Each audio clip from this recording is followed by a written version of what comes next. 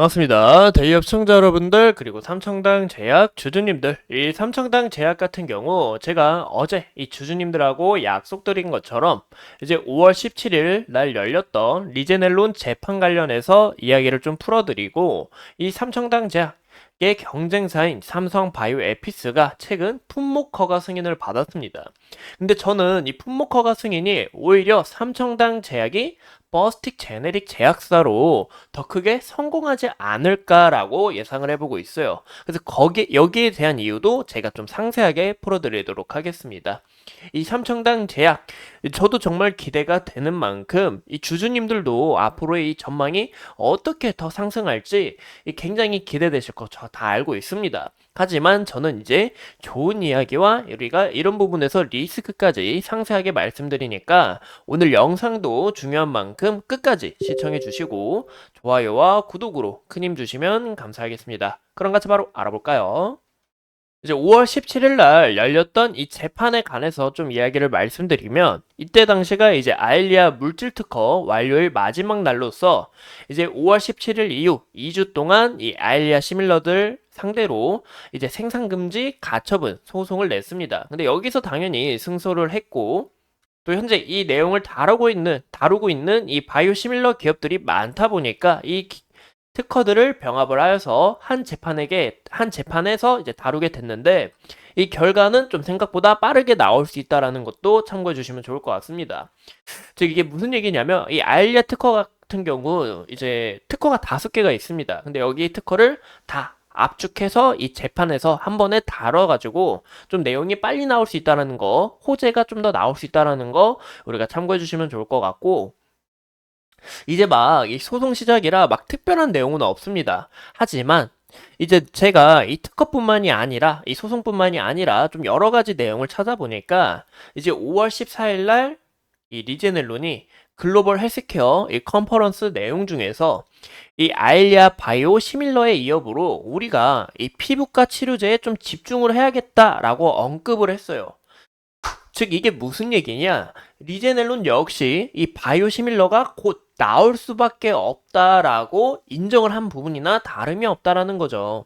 근데 이런 부분에서 이 특허는 뭐 이제 소송 관련해서는 뭐 크게 문제는 없고, 이제 앞으로 추가적으로 이슈가 나오지 않을까? 왜냐? 이 리제넬론 또한 이 시밀러 제약사들이 출연할 수밖에 없다라고 인정을 하기 때문에 이런 부분에서 좀 이 다른 이 신약에 집중을 하기 때문에 좀 약간 호재다라고 좀 봐주시면 좋을 것 같습니다. 또 이제 이 소송 관련해서는 제가 또 옛날 이야기를 말씀드리자 하면은, 이 리제넬론하고 바이엘이 이제 오리지널 제약사입니다. 이 투여 특허 관련해서 이 마일란, 삼바, 셀트리온, 뭐 삼청당 제약, 이 알테오젠 이렇게 연합을 똘똘똘 이렇게 뭉쳐가지고 이 투약 특허에서 이 소송 1심을 승소를 했어요. 하지만 이 삼청당 제약의 경쟁사 바로 이 삼바나 마일란, 셀트리온 같은 경우 이 소송에 다시 휘말렸습니다. 현재 다른 제약사들은 이런 위험성을 갖고 있지만 삼청당 제약은 이런 투여 특허에서도 뭐 크게 제기된 문제는 없었고 좀 순조롭게 이어나가고 있다는 것을 우리가 참고해 주시면 좋을 것 같아요. 그리고 이 내용과 또 삼청당 제약이 이 물질 특허 관련해서 또 추가적으로 말씀드리자 하면은, 이제 오리지널 제약사 같은 경우 이제 특허 번호가 1040626으로 임삼염을 왕충제로 쓰고 있습니다. 하지만 삼청당 제약 같은 경우 이 바이오 시밀러 기업이죠. 이 아세트산을 왕충제로 사용하고 있기 때문에 이런 물질 관련해서 이런 부분에서도 특허가 회피가 가능하다. 그런 부분에서 삼청당 제약 측에서는 이 특허 관련해서는 해가 될 게 없다라고 봐주시면 좋을 것 같습니다. 이 내용이 좀 어려울 수가 있는데 제가 좀 더 간략하게 풀어드리자면, 이 특허 문제, 삼청당 제약은 좀 뭔가 발목을 꽉 잡힐 만한 그런 이슈는 없다라는 거 제가 한 줄로 딱 요약해서 이야기를 드리고, 또 이 경쟁사인 이 삼성 바이오 에피스가 인도 바이오콘 이 삼성 바이오 에피스가 이 바이알 제형으로 품목 허가 승인을 받았습니다. 현재 이 TRO가 걸려 있어서 이 판매는 소송권 심사 이후에 결정될 예정인데, 이 TRO가 뭐냐면 아까 말씀드린 것처럼 이 내용 이제 2주 동안 판매 금지가 나왔죠. 그래서 TRO 이제 금지 명령이다라고 봐주시면 좋을 것 같고, 근데 여기서 왜 삼청당 제약이 왜 여기서 더 크게 퍼스트 제네릭 제약사로 부응할 수밖에 없냐라고 생각하는 이유는 바로 바이알 제형이기 때문이에요. 이게 무슨 얘기냐? 이 바이알 제형 같은 경우 보이시는 것처럼 PFS와 다르게 이 약물이 이렇게 있으면 주사기를 탁 꽂아가지고 약물을 뽑았습니다. 하지만 이 삼청당 제약은 이 PFS 관련해서 특허를 냈죠. 근데 아직 이 PFS랑 바이알 특허를 같이 낸 기업들이 없다라는 거죠. 이 찾아보기가 어렵다라는 거죠. 이런 부분에서 삼청당 제약이 이 우위를 점할 수 있다라는 겁니다. 왜 그러냐? 이 PFS 같은 경우 시장 점유율, 현재 이 황방병성 시장 점유율을 90% 차지하고 있어요. 그 이유가 보시는 것처럼 기존 약물을 뽑아서 쓰는 게 아니다 보니까 여기 또 이제 눈 안에다가 주사를 넣거든요. 그래서 여기에 있어서 이 세균 감염 위험 적고 또 용량이 여기 이렇게 딱 들어 있습니다. 원래 이제 약 같은 경우.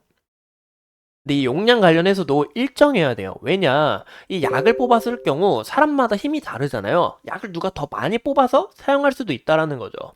하지만 이 PFS 같은 경우 양이 딱 용량이 정해져 있기 때문에 이런 부분에서 적당한 용량, 이 가부화되지 않고 적지도 않고 눈에 딱 알맞게 쓰기 때문에 이 PFS 기술이 중요하다라는 겁니다.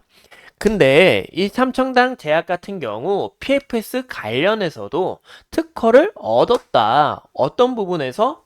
바로 이 PFS 플림피드 실린지를 만드는 이 기술력 간에서 특허가 있기 때문에 특허를 회피했기 때문에 이런 부분에서 우리가 걱정하지 않고 삼청당 제약이 이 바이알과 PFS 특허를 보유하고 있는 만큼 이 시장의 점유율 퍼스틱 제네릭 제약사로 부응할 수 있다라는 거 참고해 주시면 좋을 것 같습니다. 이 삼청당 제약 같은 경우 현재 이 모습을 봤을 때 이 주주님들 마음은 얼마나 답답하고 속상해요. 왜냐? 이 제가 이 삼청당 제약, 좋은 소식들, 그리고 이 특허 회피, 이 점유율도 퍼스틱 제네릭 제약사로 어떤 부분에서 더 크게 성공할 수 있는지, 이런 부분 이야기를 들으셨지만, 현재 주가가 이 미친 듯한 이런 폭발성이 나오지 않다 보니까, 이 굉장히 아쉽죠. 저도 아쉽고 주주님들도 많이 아쉬울 거라 생각하는데, 이 현재 이 차트적으로만 봤을 때는 이 삼청당 제약 현재 이 상승 삼각 패턴에 있어서 보시는 것처럼 이 장기 이평선들 이 상승 추세에 있고 상승 후 힘 서서히 죽었다가 다시 한번 이 삼각수렴 패턴에서 부딪히면서 좀 올라가는 이런 모습이 나타나주지 않을까라고 예상해보고 있습니다. 하지만 제가 지속적으로 말씀드리고 싶은 부분은 여기 강한 저항대가 있다라는 것을 우리가 확인해 볼 수가 있겠죠. 자, 차트를 좀 더 크게 볼게요. 보시는 것처럼 지속적으로 여기 부딪히면서 자꾸 주가가 여기서 좀 이렇게 조정을 소폭 받고 있는 것을 우리가 확인해 볼 수 있습니다.